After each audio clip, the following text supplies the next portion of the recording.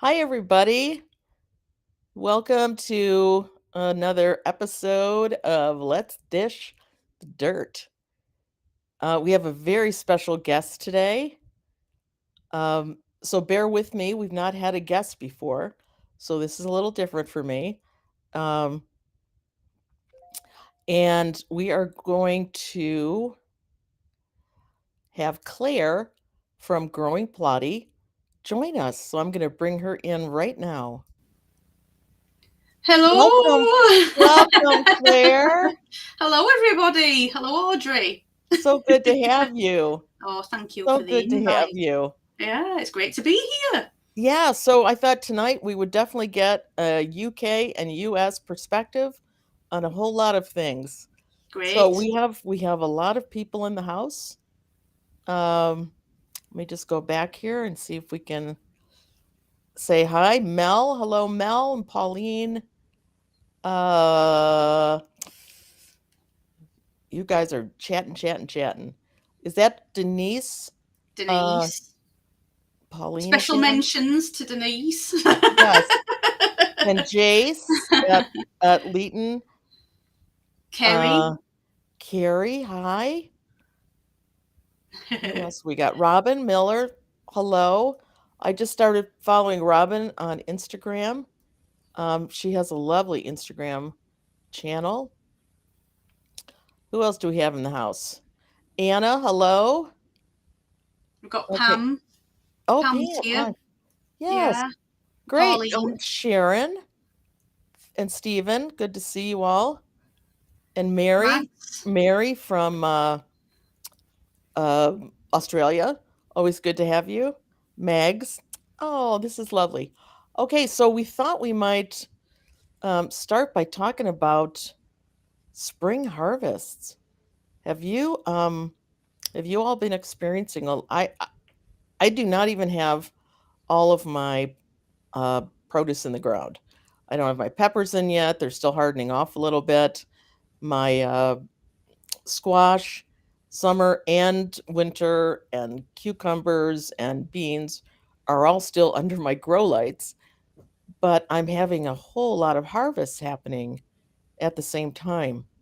So I'm wondering if you guys are feeling some of that too. Um, Claire, have you had a little bit of juggling there between harvesting and getting things in the ground?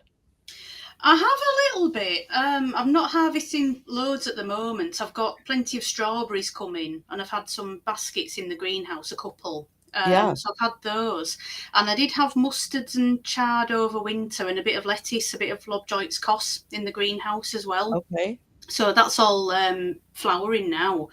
And the mustards that are outside the greenhouse, I've let them flower. They're lovely and tall. And I thought, well, leave them for the pollinators and I'll collect the seeds because, of course, we use the mustard seeds, can replant it, we can use it for curries as Yeah, well. So I think even when things go to flower, they're worth keeping, some stuff. But yeah, purple sprouting broccoli, mine went in really late. So I've still got a couple of plants that are just about giving up the ghost now. yeah, And when they come out, I don't actually know what's going in there, I must admit. But I've got in that same bed, there's volunteer potatoes from last year and the elephant garlic, which will not be far off. So there's been a few bits, but it's all going to come in one go for me quite soon. I know it is. I'm going to be avalanched with stuff that's ready. yeah. Has your elephant garlic started to produce scapes yet? Oh, no, she says I should check, shouldn't I? Oh, I Yeah, hope because not. mine, honestly, they came in, it seemed like overnight. Yeah. And I was out in the garden yesterday morning and I thought, oh my word, they're so close to doing that full twist that I Ah, thought, I've got to get take care of these. But that's always a nice little warning sign, isn't it, though? Because it's like a yes. couple weeks after those show up, your garlic is usually pretty ready.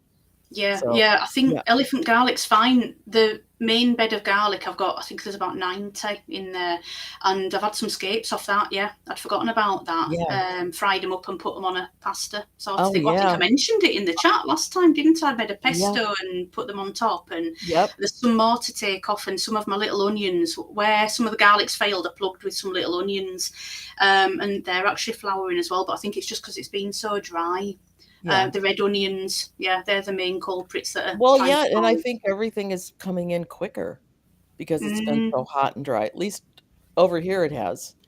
yeah, Um, we keep having cold nights. I know Kerry's okay. been saying she's had sort of down to about 4 degrees overnight, and she's down in the south, so it's a bit strange how it's been warmer up here because I'm kind of in the middle of the UK pretty much. Okay. And it's not been too bad really, but I think it's been so warm in the day and then so cold in the night. It's a bit like suddenly this heat's come and it's hit a wall. It's not been a slow increase Okay. up to it. It's gone, oh, cold, cold, cold, then hot flower kind of thing. So Yeah. yeah, it's difficult to keep it watered as well. Okay.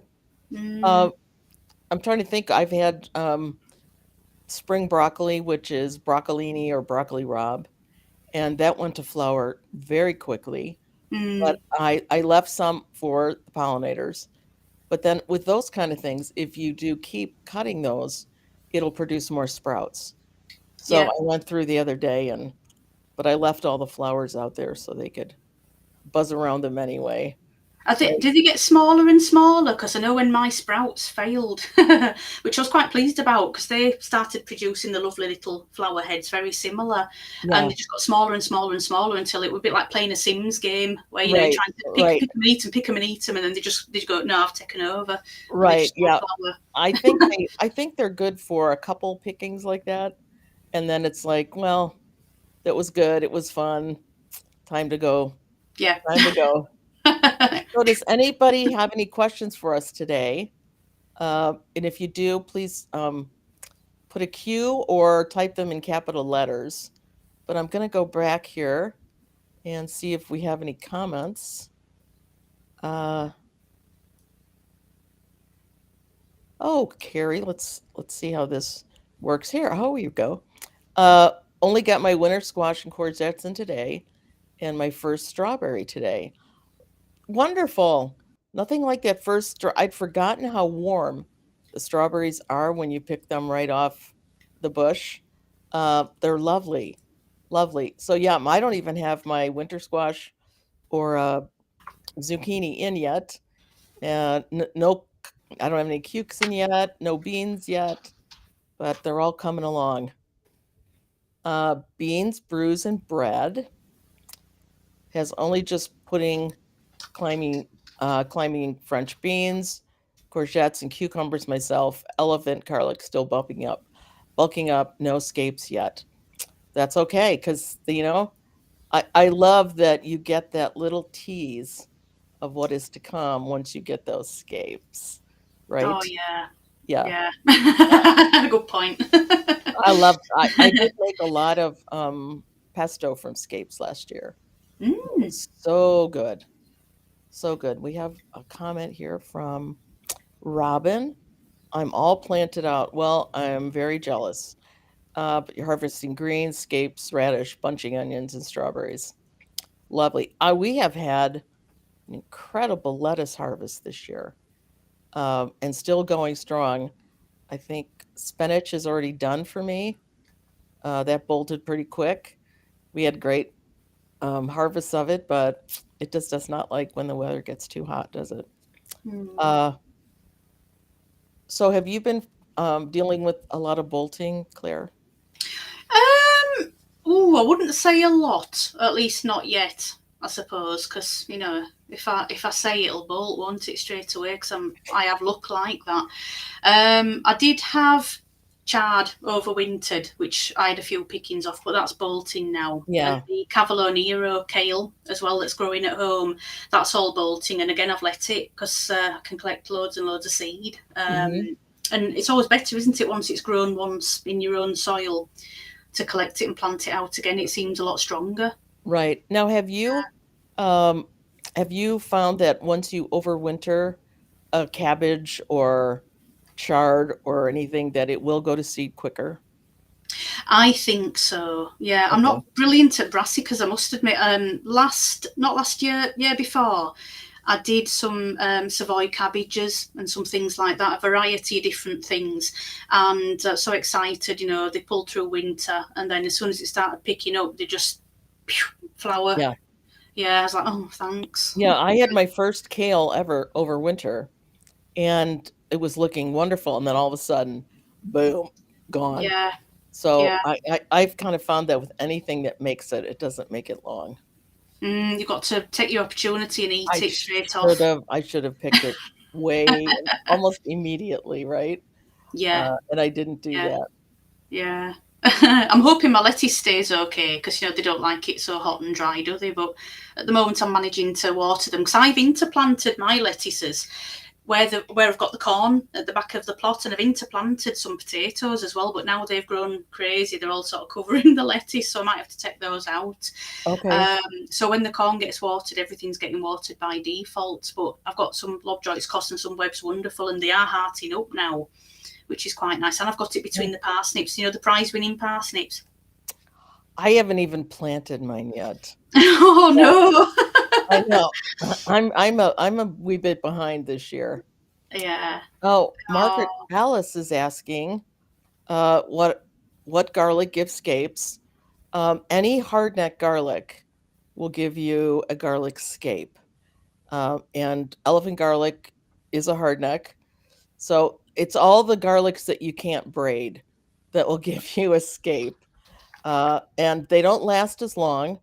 Their shelf life is a little shorter than the soft neck garlics, but you get the scape. So for me, I don't know that I'd want to grow garlic if I couldn't get a scape from it. Kind of like those, but you can. And anyway, hard necks. mm, yeah. Uh, oh, we got a question from Mama's Oasis allotment. My chamomile is flowering and it's seeded everywhere. I've had them fresh in tea, but haven't tried to dehydrate. Any tips? I actually just harvested my chamomile flowers yesterday. I don't put them in the dehydrator. I just lay them out on a piece of paper towel for about 4 or 5 days, and they're pretty good at just drying up all by themselves. Um, and yes, chamomile will seed everywhere. We've been pulling out chamomile from almost every bed in my garden this year. So I very wish mine prolific. would. Are you having problems with it? I grew mine from seed, not last year, the year before, after failing the year before that. And I planted some out in the back garden, and it came back last year, and I thought, oh, goody gumdrops, it's done what it's Yeah. meant to do. This year, I think just because of the clay soil and the wet and the cold, it's not Oh. come back, none of it. So, Oh, I'm sorry because it almost grows like a weed for me. yeah, Actually I do saw like some, it. when your cement has the cracks because, it's growing in between cracks in my driveway. Yeah, that's bunny grass for me. I I grew I bunny grass last year, and it's seeding everywhere. I know, But but I I'm don't like, mind. chamomile wants to grow because it is finding its way. Um, Mm, so I hope that answered that question. Let's see. Uh, if you see any questions too, Claire, please. yeah, I will look. I have a whole new respect for Tony C. Smith, who does this. Um, Bean varieties. Jenny's asked a question. I'm pointing up there because it's up there for me, by the way, if okay, that looks weird. Jane's asking, sowing more beans, what are your favourite bean varieties? Fresh and for drying. That's an interesting one, that is. yeah. So Because I what? must admit, I like now leaving my runner beans to set seed properly. Get as big as they like. White emergo I like, because a lot of people say about moonlight for the white flowered white bean one. Sometimes it can be a bit hard. I know Jessie, I think last year, it might have been last year or the year before, I think she had a little bit of a fail and she was struggling to get some more, I think. Mm. But I've grown the white emergo and I think it's very, very similar. It grew absolutely fantastic and the beans are almost getting on for Greek gigantes size. Yeah. And I just love letting them go to seed. I had to take them off the plants a bit earlier last year because it got really wet and the seeds, the beans didn't set beans properly because I think it was so dry. I don't know whether they had dry set and they didn't pollinate properly, so they were a bit late. But yeah, I do like saving them and freezing them or letting them dry and then keeping them through winter to rehydrate. So yeah, I think I'll just let all my runner beans go to seed because I'm growing Cobra French beans, which are actually 2020 seeds, and they've germinated all right, really. So Oh, I'm great. surprised at that. I thought, oh, I'll try these ones again. So yeah, trying Cobra again. But yeah, I like letting the runner beans just set seed for butter beans. Okay, Mm. great. I'm going to say for mine, I love to grow. My favorite fresh bean is Kalima. It's a like a French, it's not a French bean though, but the French filet beans. It's a thinner, more tender bean, really prolific. I mean, you'll get a ton off just a few plants. Um, and I think for my drying beans, this year I'm growing Coco de Pampal, small Mm. white bean, very, very good. I'm also going Coco Noir, which is a black bean of the same family. Um, Two that I'm not growing this year because I have so many dried ones are the Greek Gigante White, which just love that bean, and Christmas Lima, which is about the same size as a Greek Gigante bean, and almost meaty in texture when you rehydrate them. Mm. So, and I'm more of if I can grow bush beans, I do that much. I prefer that to pole beans. Just from Yeah. a, just from they're quicker. They set a little more closely, so you can get them, take the plant out, and pop another one in. Mm. So, but beans are, great. Oh, and I'm also growing some uh those long noodle beans, the red long noodle beans, but I'm doing those more just because I think they look cool. I don't know. Noodle beans, I haven't heard of those. Oh, the bean comes out about a foot long, Oh, and right. and Wow. they hang like hair dreads. I mean, they're so I have a couple hoops that I'm gonna put those on, just because I think they'll be pretty. Yeah, So sounds it. yeah. So let's see, what else do we have here? Anybody? No, I think we're good. So what are you up to in the garden this week, Claire? This week, well, yesterday I was up at the plot until 9:15 at night, which seems like it's a regular occurrence. I'm always having my tea at or dinner, whichever one, at 9 o'clock, about 10 o'clock at night, pretty much, because there's just that much to do. But I've put in the outdoor tomatoes. I've put 7 Romas in a row and Okay. built a little structure over the top that I do need to triangulate because I think it's going to go that way, Yep. sort of thing. It's a bit wobbly at the moment. Need a Just made couple it of out of some. trusses, right? What's that? Like, Sorry. need a couple flying buttresses there to keep it Yes. up. Yes. Yeah, yeah, that's it. Made it out of old polytunnel poles that I Yeah. inherited, so it's a bit wobbly. And I've still got to get some of the beans out because I've direct sowed borlotti, but I've still got some borlotti. I've got all of them actually. To be fair, yeah, the cobra beans and the runner beans have got to go out, but Hmm. I was saying though, because I've got a half a plot that I'm gardening as well this year, which has just been on the last plot to a little sneak peek of that. I'm having to uncover because the previous guy put a sheet over it, which was great. So it's, sort of minimal weeds as much as you could expect, but I'm having to uncover it and there's docks and nettles to take out. And then I've been trying to dig it over and get mare's tail out as well and prep it before I can plant. But Hmm. because it's been so dry, I've lost my window of opportunity now, so I'm just having to hoe it all off and then try and get things in the ground quick sticks because there's my beans are taking off into space. So yeah, I've got to get the beans out. That's pretty priorities that, and plant the rest of the tomatoes in the greenhouse because I've got 14 I did the other day, and I had 3 in there already. So I've still got a Okay. few more to put around the short end of the greenhouse. Okay. Yeah, got Now, to what are hurry. you growing? Remember that little, you made a little bed in between two of your other beds? What are Yeah, you growing in there this year? that's got already. It's got a Sweet Max butternut squash in it. Okay. I did plant 3 Roma in a row, and I turfed one out. I went, right, no, squash is going here.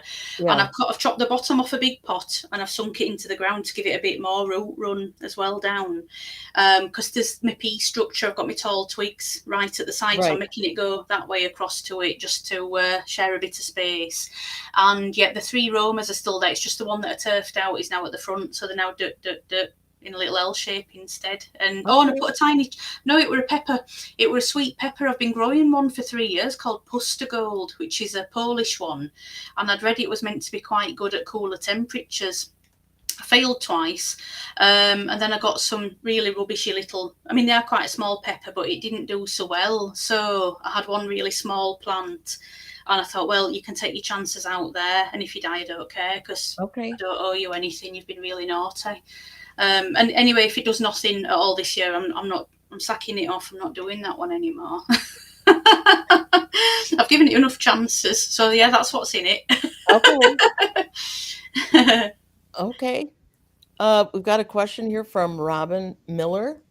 Do you proactively treat for powdery mildew? And if you do, what do you use? Well, when I was growing in the front garden and I did courgettes and squash all in the flower borders, I did get some powdery mildew, and I sprayed it with some. I think it was bicarb because I'd read that you could spray it with a bit of milk solution because Mm-hmm. it's alkaline, I believe, is what they said. I think anyway. So Yeah. I'm sure I mixed up a bit of weak bicarb and sprayed it with that. I do believe whatever I sprayed it with, it did sort of disappear off it, and it were okay. But it's I've not really had much of a problem with it since up at the allotment. So I think if it was really bad, I'd try and strip the worst leaves off, the leaves that look like Mm-hmm. they've done the job, and then I wouldn't particularly worry too much about it. At least not on squash. That is. I have had it on the calendula as well, and not really bothered. I've not had it take over and be a real problem. Okay. Yeah, I try to proactively do it just by keeping a lot of airflow uh, Mm. in my, because squash, wow, they can almost choke themselves because Oh there's so yeah. many leaves. So I do try to keep it a little open just so there's some airflow. And I'm pretty much the same. I don't do a whole lot of spraying on it. I just nip it as soon as I see little, even if it's just half a leaf, I take off that half of the leaf and try to make sure that, again, there's some way for air to get in and continue to circulate. But I think because we're drier and hotter, that doesn't seem to be the biggest problem for us. I think it's Mm. more, doesn't that grow more when it's damp and there's no relief? That the Yeah. that Yeah. I know I that don't always know seems like whether. that Yeah. always seems like a way for mildew. Yeah. Uh, After it's been really, really dry and then it gets a bit get humid, I think maybe. I don't know. right, It's because the humidity, plants are a right? bit So that stressed. I moisture don't in the know. air. Yeah. Yeah, but good point that airflow because my squash patch last year, oh, it was triffids. It was the squash patch that I had dreamed of for Yeah. many a year, and I finally got it. Just cascades of squash leaves everywhere. It were amazing. Yeah. And funnily enough, until the end of the season, I didn't really have anything showing up. So I think it must have just been the weather last year. But I do grow the squash through the plastic humps that's at the front of my plot because there's so much mare's tail. Anything I need to get into the soil really deeply, it's top dressed in rows, loads of compost, and then it's got a big sheet of plastic over it. And I pop Okay. holes in that and plant into that, and it warms the soil and it keeps the moisture in. So even though it was baking, I think it kept everything in that they needed, and it played a blinder. I think that's the way to grow squash, really. Okay. Yeah. Well, I'm trying the black weed suppressant fabric this year in the back area of the garden where I do grow my squash, and I'm going to see if that helps just in a whole lot of levels. But it's not so much about the powdery mildew, but I'm kind of anxious to see just for weed control. Mm. And, so I figure if I have that down, I burn my hole, plant the squash, and put mulch over that. It shouldn't get too hot, but it should also keep everything suppressed underneath it because that Yeah. can turn into a jungle by August. It's like, where are the squash plants? Because there's so many weeds.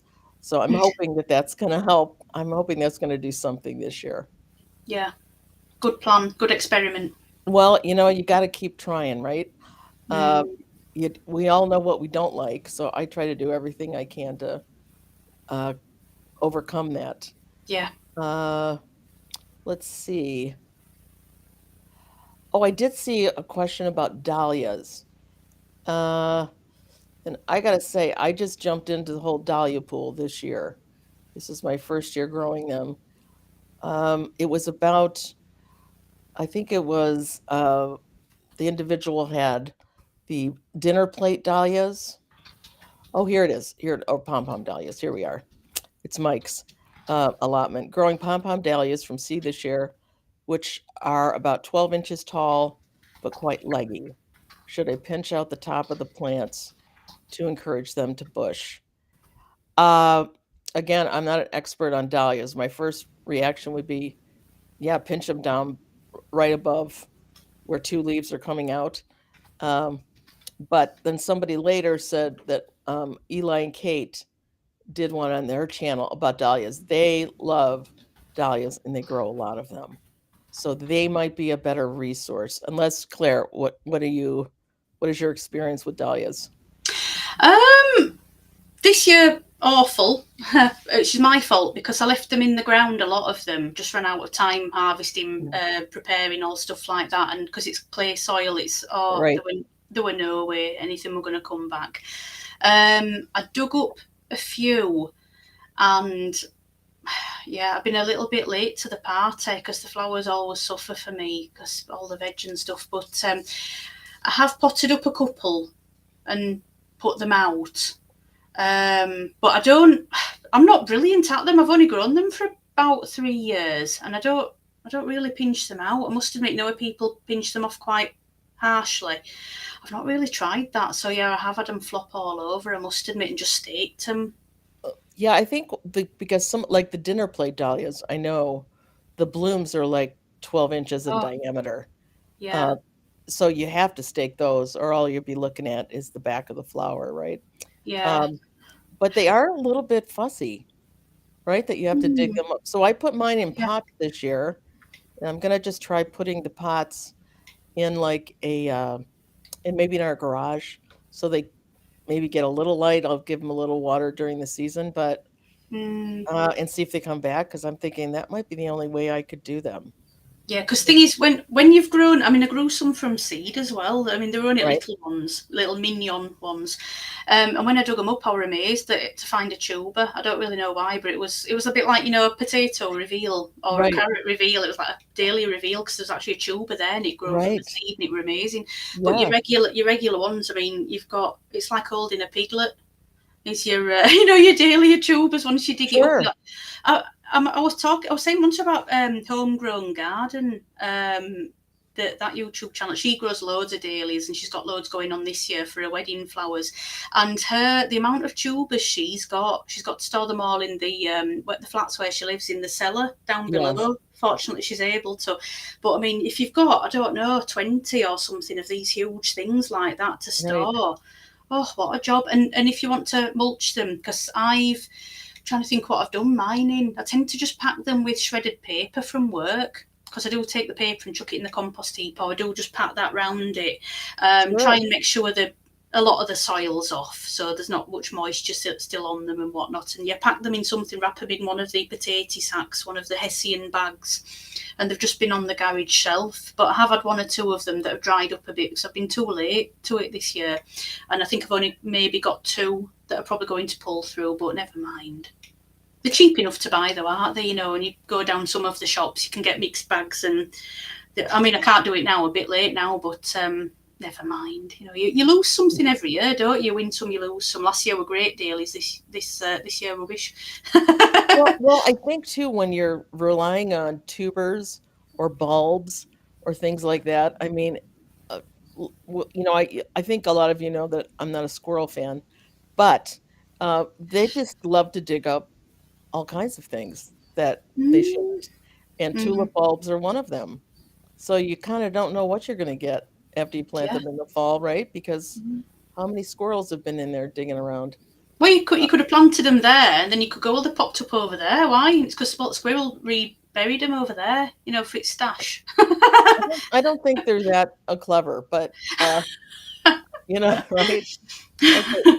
Well, they can do all those acrobatics for the food, can't they? Well, But I they don't think sure that they're can, not but they're not about yeah, the gardening. yeah. Okay, Mama's Oasis has a question about climbing courgettes. Have you tried them, and do they climb much? Have- I haven't done climbing ones specifically. I've just done the regular ones that sort of, they eventually go like that, don't they? As they Yes, produce, but not really climbing particularly though. Apart from the tromboncino, which I know that doesn't really class as the same thing. But no, I haven't grown any. Have you? I am growing my first one this year. It's so funny. Ah, I think it's a new thing this year. mm, Uh, so I'm growing a I don't think it's a zucchini because I'm not a zucchini fan. Uh, anyway, it's a summer squash and it is a climbing one. It's called escalator. Uh, so I guess that means why it climbs. So I'm anxious to see what the habit looks like. Uh, mm. I'm hoping it climbs because I'm going to plant it near a trellis. So that's what I'm counting on. Do they Uh, make the little tendrils to climb I'm specifically? I'm thinking they must. If not, I'm just going to be tying it in, right? Uh, Mm, but I would think if its goal is to climb, it would have to have something that's going to help it attach. yeah. So unless that's just the habit, because maybe it's just a trailing zucchini that is called a climbing one. I don't know. Yeah, So could I be. wish And I could answer that, but I'm kind of finding that yeah, out so myself. you shouldn't put climbing on the label if you have to do all the hard work for it. I Exactly. think Unless that's someone's trying to sell seeds. exactly. Might as well call it a dancing courgette. If you check it, it's dancing into it, but you have to do it. Well, got to give the gardener something to do, right? Uh, Hi, Claire. I still haven't planted out my squashes as last night's temperature went down to 8 and it took till lunch to get above 10. So, Sean, where are you in the world? I would just love to, yeah, because we're in second week in June now. Um, but Claire, you were saying how your nights were still going quite low. Yeah, I think we've been getting the odd 6-degree temperature as well, which it is a bit nippy given that it's been low 20s during the day. So a bit Yeah, surprising, especially if it's had a touch of cloud cover. It still seems to be dropping, but I think it's been a bit of an easterly wind that's been pretty breezy. It's nice, you sat in the car, you're absolutely baking, but you go outside and think, oh, it's a little bit brisk still. right. But mine have been out. I planted one row, planted Crown Prince, and then one with a silly name that I can't pronounce. And they've been out. I think they've been out about a month now, and the others 2 to 3 weeks. I Okay. think on the others they're a little bit behind. Yeah, And they've been okay. They're all right, but again, the soil's quite warm because it's under the little hummocky rows with all the plastic over it. So the soil's been warm, but I know it does matter what the top's like as well, doesn't it? But they're okay. I think they're going to be all right. But they do. When I was growing my first lot, I read that when you're waiting for them to for the fruit to become ripe for harvesting, if you get down to about 4 degrees, it was saying just be careful because 4 degrees could warrant some frost in some right. areas, especially if you've got low ground and it's cold tumbling down. So I always think, well, surely at the start of the season that's maybe the same. It might stop them growing quite so quick, but I think if you get into 6 degrees, I think you're okay. I think it's that 4 degrees you have to watch out for, Okay. which poor Kerry has still been having lately, she's been saying, and she's down south where it's meant to be, baking hot. Yeah. So I find that really strange that we've had it milder and we've had a lot more general sun rather than it just being warmish and cloudy. It's been sunny, properly sunny as well. All of a sudden, it went I always sunny. wonder how the plant can deal with going from really warm to really cold to really warm to Mm, really cold. I mean, that's to me is a yeah, very stressful situation for a plant. So it yeah. doesn't surprise me that they kind of go, I'm just going to not do much right now until all this Yeah. weather gets sorted out. Because I suppose they've got if they're a plant that reads the day length, they'll know that we're still Right. going into the growing period, and they won't go, oh wait, no, and try and just die sort Yes, of thing. But yeah, I guess if they think, oh, it's still getting a bit cold and we don't know what's going on, then there's no point making a bigger plant for the cold to affect it exactly. all. So they're supposed Exactly. to just sit there and think, I'll just wait, and then Yep. when I'll it's keep warm up, my size yeah, I'll take small so my off. surface area is not going to get so hammered. They know what they're doing. That's the thing. I mean, when you observe what plants do themselves, I know a lot of them are modified now, so they're not like natural plants or anything. But if you try and replicate how they grow, you tend to, I think, get the best Yeah. results. Really, yeah. But there's nothing we can do about the weather apart from run out with the fleece, which I'm not brilliant at doing that. Right. Because I must it's, say. yeah, it's fussy, right? Yeah, It and then is. you've gotta figure out, Yeah, okay, how am I gonna keep it on the plants, over the plants, but not on the plants, so that the pieces that are yeah, touching it will still freeze. So, yeah, it's just fussy. So yeah. Francis is asking, does powdery mildew affect the fruit? I haven't noticed it No, doing. I think what it does is it starts to impact the productivity of the plant. So if the fruit does not usually get affected, although I have seen some, that come out a little malformed, and I'm not sure if that's because of the powdery mildew or if that's because of the humidity that they were growing Mm, in. But it will take out the vigor of the plant, and that will definitely affect the size and the brilliance of the fruit that comes from it. yeah, I guess they can't photosynthesize the same because it's like you've put a blanket over the Right, leaves. and they're just not, So, and when you feel them after a while, they're like crunchy. They will like yeah, crumble. and all Yeah, dry. they will crumble. So Yeah. I think it really does um, affect just the plant itself. Okay, we have a Mm. question for Growing Plotty. Uh, you have some of my mares. Oh, ah, thank you, Mike. I don't even. Come Yeah, on now, no nonsense. yeah. As if I would. I've already replied and said, yeah, no takers. Thanks very much. I love it. Yeah. It's supply out competes demand, is it? Yeah, too bad we couldn't maybe think of things to do with that. That was. Well, it's got a lot of medicinal benefits apparently. I would Um, hope. I hope it yeah, has some benefits. Uh, yeah. Well, I just drown it. I drown it and I water it and compost it. Water the tea back onto the soil and I top dress and mulch with the dead mhm. stuff and use it as filler in the hanging baskets to give a bit of light, Oh, lightness to it. Yeah, I did that in my drowning barrel that I've got. I've got two of them okay. at the minute, and bag it up, double bag it, leave it baking in the sun so it's proper dead. It's been drowned and it's been baked, and then I've used it for loads of things. Someone was saying on one of my videos that just chop it and leave it on top, just chop it and leave it on top. But the problem is because I'm doing no dig quite a lot. It's you're trying to hoe and you're going into fluff. Is all you're doing. You're nudging the roots out of the Yeah, way, and then if you go vigorously to try and get them, you're in danger of hitting your plant roots as well. So if it's coming out of the proper soil, it literally just snaps off at ground surface. But it's not. It's not. You can sometimes pull a really big bit of right. root out, which is very very rewarding. Is Okay. that? Yeah, yeah. So I do try and pull it where I can, but I'm having to be really careful around those prize-winning parsnips. Okay, Yeah, I don't you want to damage any reminded me. I need to roots. get those in this week. Yeah, I have to make a little I note. do. I actually have the seeds right here because I went and got them special so that I had new seeds. Where's my camera? Oh, I have to go this way. New seeds, Gladiator F1s, right here on my desk, but not in my garden. Okay.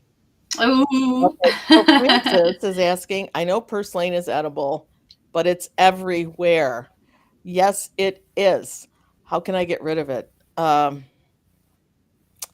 just pull it up. It's endless. I understand that. My tomato bed, I have a it's like a 17, 18-foot bed that runs up the back of my driveway, or excuse me, garage.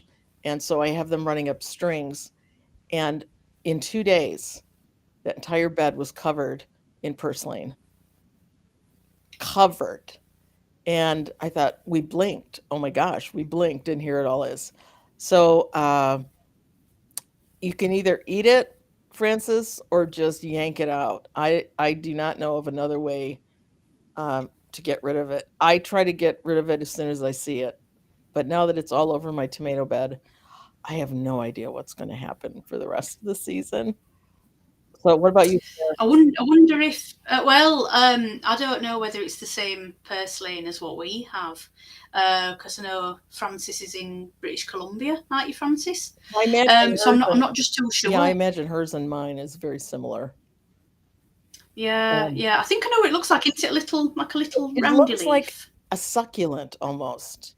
Yeah, So that yeah. I think we do have it, but I don't think there's one that's like a succulent that's got little skinny leaves that I keep finding. I'm not sure if that's it, but I don't No, have it an looks issue like a with jade that. plant almost. Yeah, That's kind yeah, of like how a the little leaf looks. pillow. Yeah, it's a little pillow. Yeah, I haven't got an issue with it. I've not had to deal with it, but I don't know whether is it a perennial that, or does it seed itself? I don't know how it Is it seeds because I don't know that I've root seen it problem go or? to seed. So I wonder Mm, how they do. I don't know. I just know unless that it's the I can't wait roots. to rip it out when I see it. And it Yeah, spreads really it may. fast.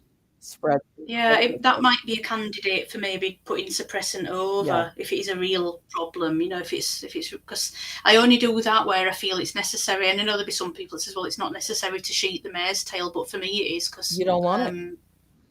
because therapy's expensive. And that's the alternative to not sheeting the ground because, when you're working and whatnot, I went away for 2 weeks and came back and it took me about 8 hours to weed Sure. it out of one bed, trying to pull it properly. So, no, I've got to limit it somehow. And the benefits of the squash were there, doing the sheets. But you could try and sheet it, I suppose, and maybe plant through Yeah. and just see whether a year doing that kind of shifts it Well, from that I area. haven't even had much in the last few years. And this year, like I said, I turned my back and the whole bed was covered.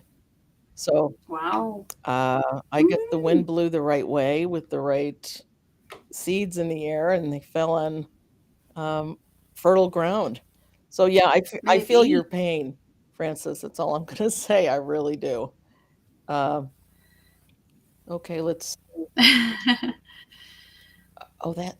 That's your answer. I'm like, oh, how's growing plotty in there? Okay, never mind. Uh, I commented. yeah, I know. I'm like, wait a minute. I think she's here. Okay. There's two of us. Oh no, one's enough.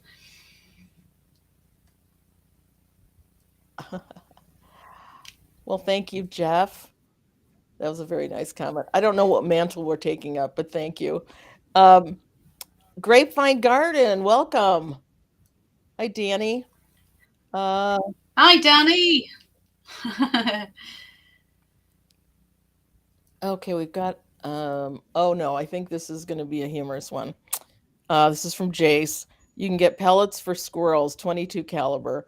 I'm using them on a rat in a nearby. Yeah, it's so funny. I talk a good game. I wouldn't be able to shoot anything. I used to target practice.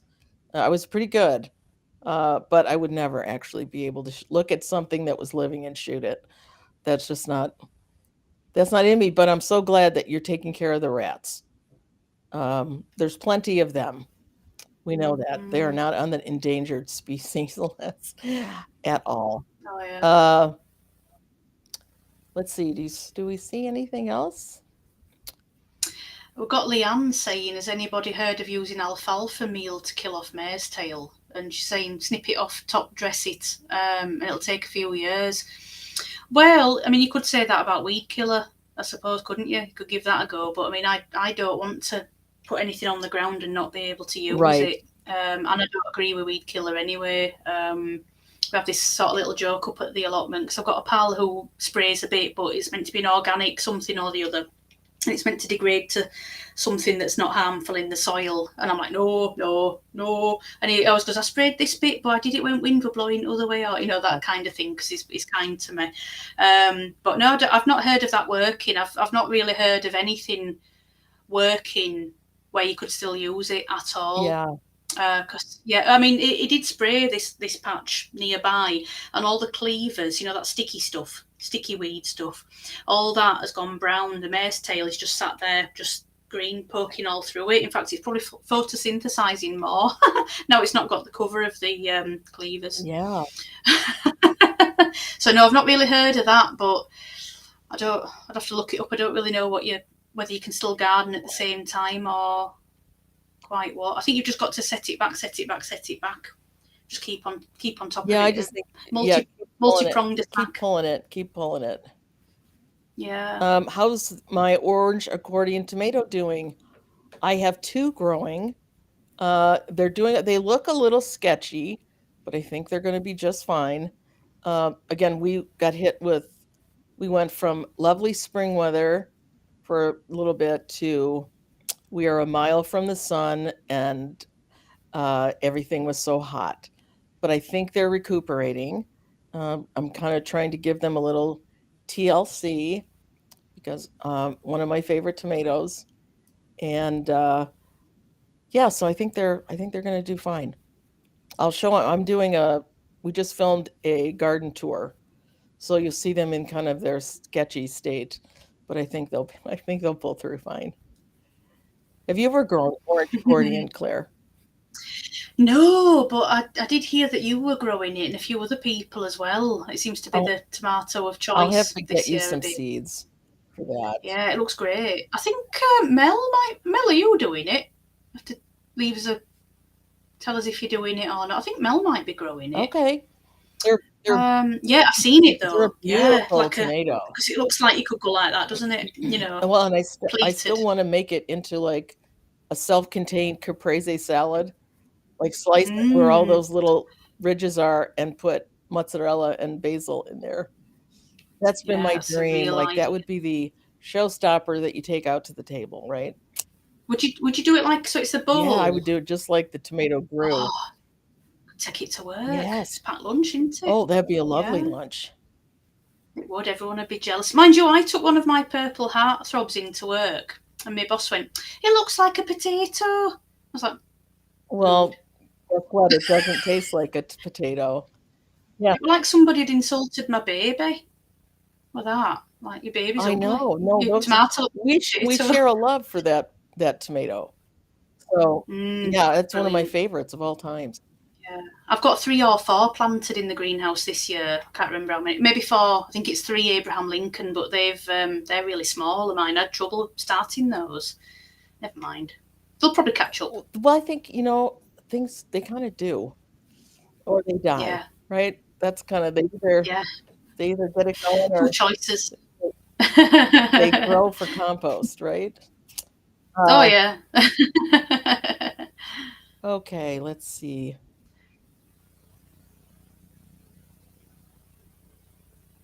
Oh, Mike is saying he's not aware of any weed killer that will kill mare's tail.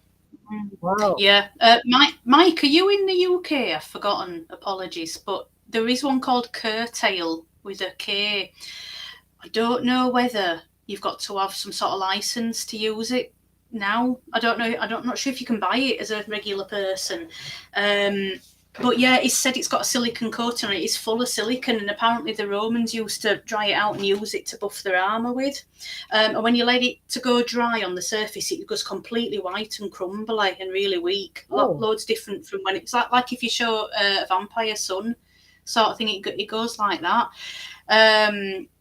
So yeah, you do. Apparently, if you do weed killer it, you've got to let it get a reasonable sort of size. Maybe get 12-inch tall, and then scuff it with your boot. Which it take forever on my plots. I've got whole field of it. So you scuff it with your boot to break the surface, and then when you spray it, it actually gets into the plant and goes down to the roots. But it's still not going to work. No, it's still not going to work. Honestly, I don't think so. Anyway, I don't even know if we struggle with mare's tail here.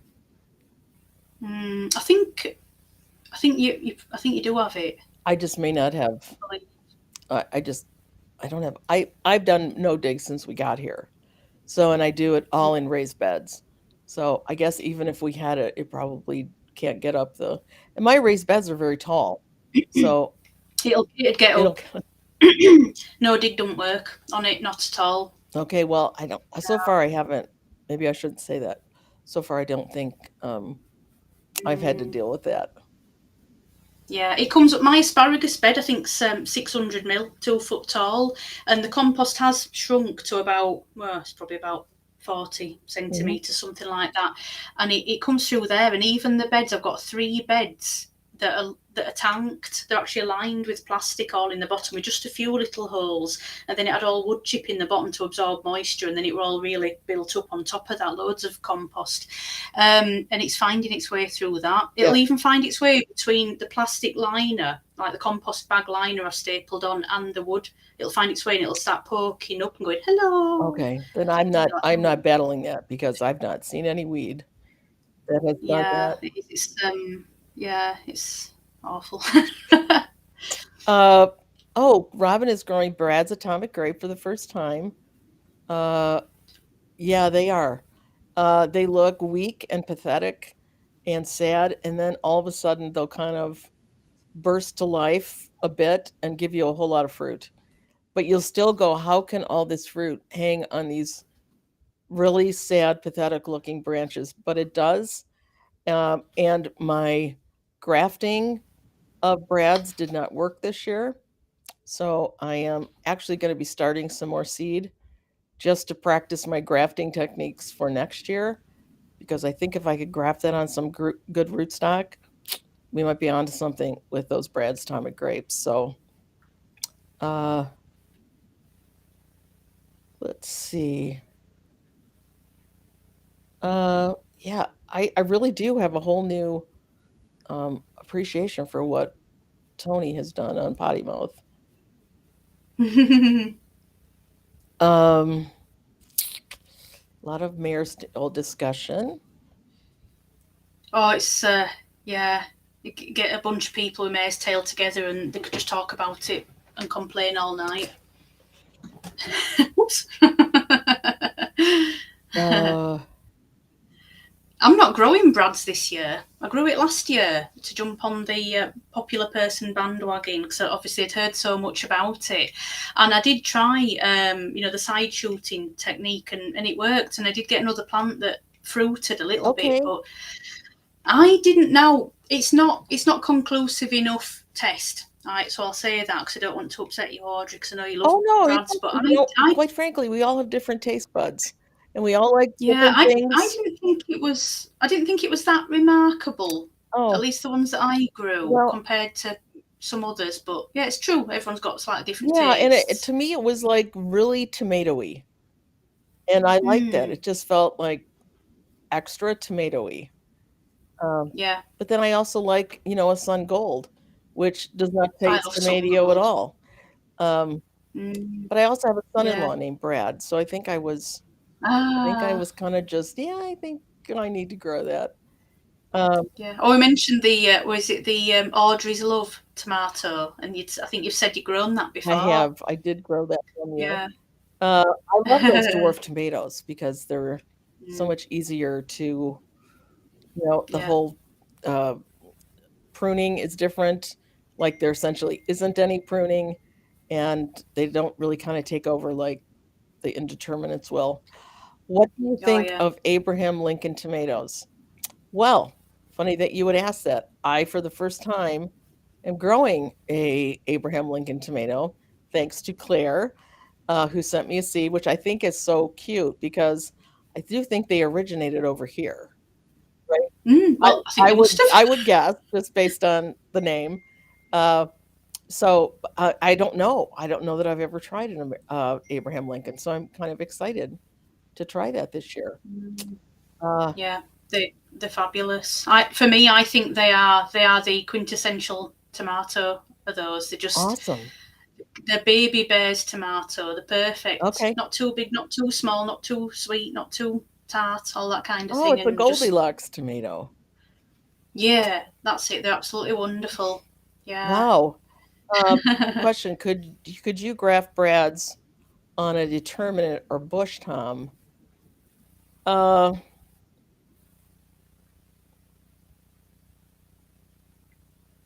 well, what you're grafting on is more about root structure than uh, I don't think it will change the nature of the top tomato that you're grafting onto the rootstock.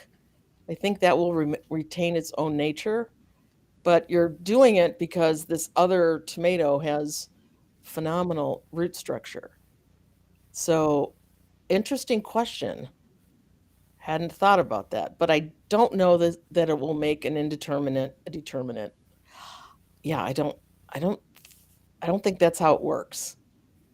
Where do you actually graft it? Because is it? I know with apples it's quite low down, so it does take on the characteristics of the size of the rootstock, doesn't it? So I think, well, maybe it does with the tomatoes as well, depending on where you graft Well, it. you I don't graft know. it the rootstock you cut just below the cotyledons, the yeah, Right. and the upper part, the scion, you cut below the cotyledons.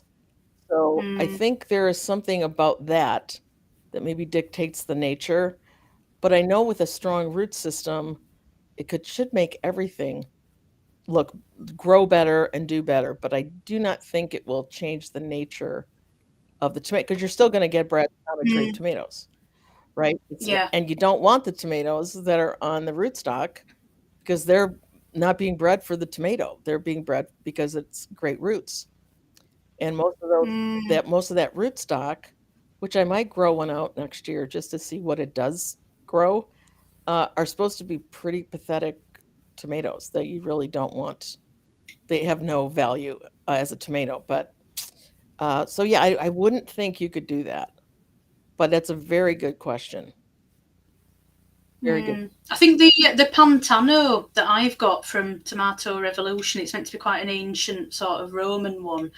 And if I remember rightly, that made a very, very thick sort of knobbly Mhm. stem and quite thick down into the roots. It was a very, very sturdy plant, although that's a slightly later one, or it was for me Yeah. anyway. But yeah, that looked like it were a really strong Right, plant. and that's kind of the point of doing the grafting is that you get this healthy structure that these tomatoes will produce on. So, like I said, So it more feeds the plant. none of my grafts, Brad's made it. So I am going to try a few here in the next few weeks. But yeah, and you graft them after they're only about 3 weeks old. So you want to get Oh, them while they're right. young because it's much easier Yeah. for that graft to take. Like anything Yeah. else, right? If they're young, it Mm. goes better and quicker. Um, Yeah. oh, hi, Amir. Welcome. Nice to see you. Uh, let's see. Did we pass any other questions? We're almost at the hour. Look at that. That went very quickly. Yeah. Yeah, I've heard a lot about this black moon. I'm doing Black Moon. Yeah, we call it, Mm. it's got a different name over here. I remember doing a little looking because uh, the gentleman, I'm missing his name, uh, Ian from Grown Local. I think this was a tomato that he had gotten a hold of. Is that correct? Is that my remembering Mm. that Yeah. correct? We Yeah. That's where mine's from. Yeah, Yeah. we call it something else over here, and I can't remember. Hi, Stella. Thanks for being here. Uh,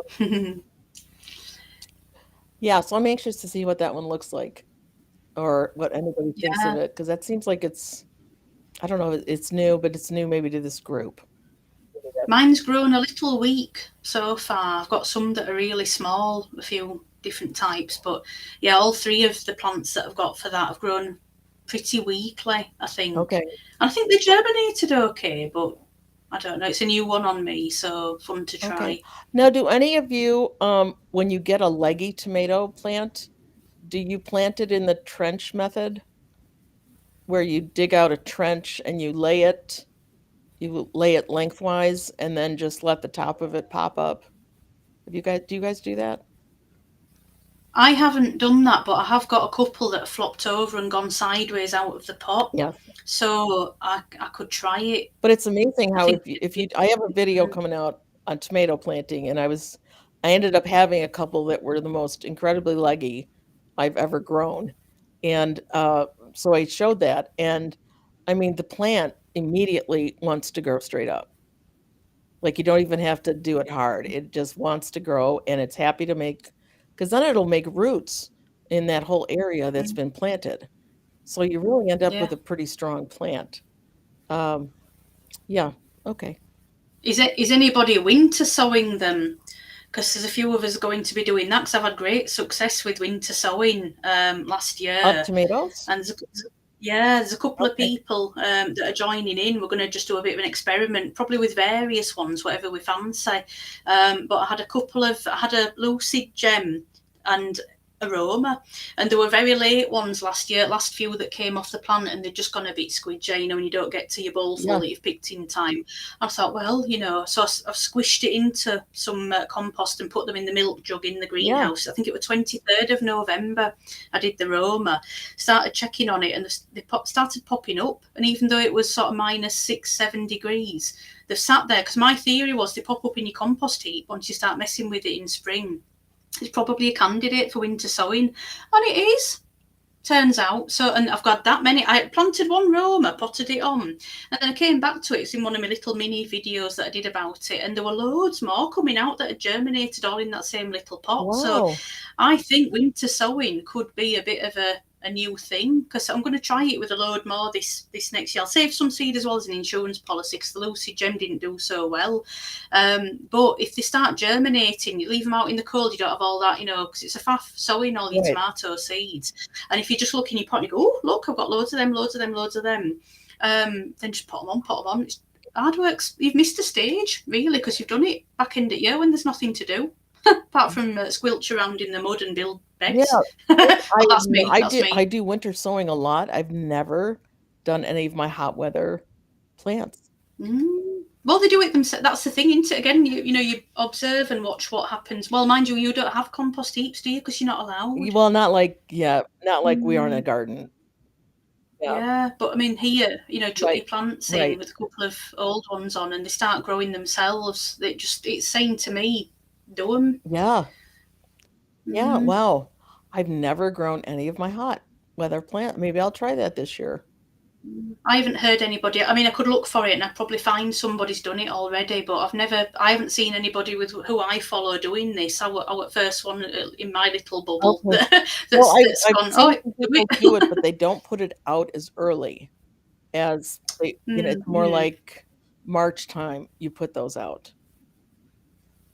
Plant them out, Oh no, or put the jugs out for winter right? sowing.